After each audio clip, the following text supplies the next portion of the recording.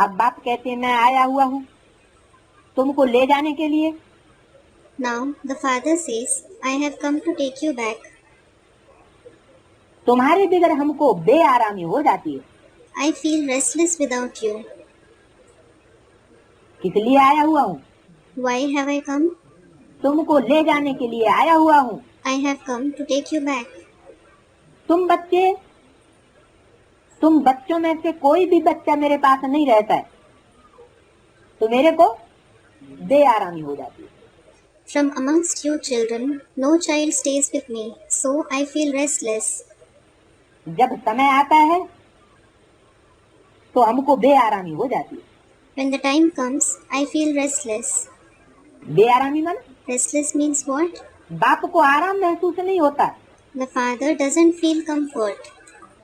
बस जाऊं, अब बच्चे बहुत दुखी हैं। He feels enough. I should go. Now the children are very sorrowful. कहाँ जाऊं? Where should I go? बच्चों के पास।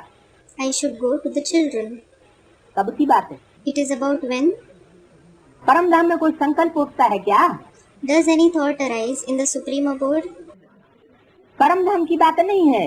It is not about the Supreme Abode. इसलिए मुरली में बोला हुआ है तुम बच्चे परम धाम को भी इसी सृष्टि पर उतार लेंगे। This is why it is said in the Murli, you children will even bring the Supreme Abode down to this world. तो ऐसा एक मूल वतन हम बच्चों का यही इसी सृष्टि पर तैयार होना है।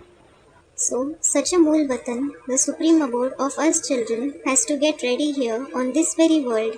जहाँ सारी दुनिया के मनुष्य मात्र की बुद्धि लटकी हुई होगी। It will be a place where the intellect of all the human beings of the entire world remains focused. सारी दुनिया उस मूल वतन को याद कर रही होगी। The entire world will remember that Mool Vatan. जो साकार में ऐसा माहौल तैयार किया जाएगा। Such an atmosphere will be created in practice. तो पहले तो मन बुद्धि से ही जाना है ना। So, first you have to go there through the mind and intellect itself, don't you? तो बाप को बेआरामी कब होती है? So, when does the father feel restless? बताया It was said, कि तुम्हारे बगैर हमको बेआरामी हो जाती है। I feel restless without you. माने जब सब बच्चे इस दुनियादारी के चक्कर में फंसने लग पड़ते हैं। It means when all the children start getting entangled in the worldly affairs, एक भी बच्चा अपनी आत्मिक स्टेज में नहीं रहता। when not a single child remains in the soul conscious stage, यानी बाप के घर में नहीं रहता, मूल वतन की स्टेज में नहीं रहता, देवान में आ जाते हैं सब। meaning he doesn't stay in the father's home in the stage of Mool Vatan, when everyone becomes body conscious, राजकाज के चक्कर में आ जाते हैं। when they get entangled in the affairs of kingship, क्योंकि संगम की दुनिया में भी तो राजकाज की शूटिंग होनी है ना। it is because the shooting of kingship has to take place in the confluence age world too, doesn't it? 3 Pandav भवन बनेंगे। 3 Pandav Bhavans will be built.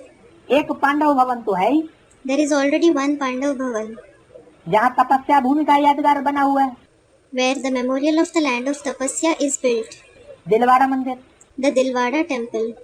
बात तो तपस्या भूमि हो गई। That is the land of Tapasya. एक पांडव भवन स्वर्ग, There will be another Pandav Bhavan, that is heaven, जहाँ पवित्र आत्माओं का जखीरा इकट्ठा होगा। where there will be the gathering of pure souls.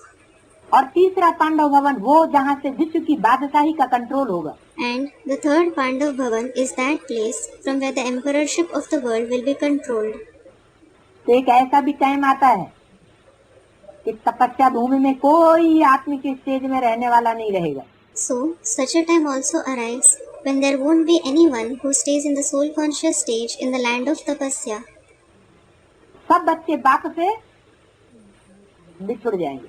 All the children will be separated from the father. सब देह अभिमान में आ जाएंगे। Everyone will become body conscious. विश्व की बादशाही के चक्कर में बुद्धि चकराने लगेगी। Their intellect will become engrossed in the affairs of the emperorship of the world. और दुखी भी हो जाएंगे। And they will also become sorrowful. तो उस समय बाप को बेआरामी हो जाती है। So, then the father becomes restless.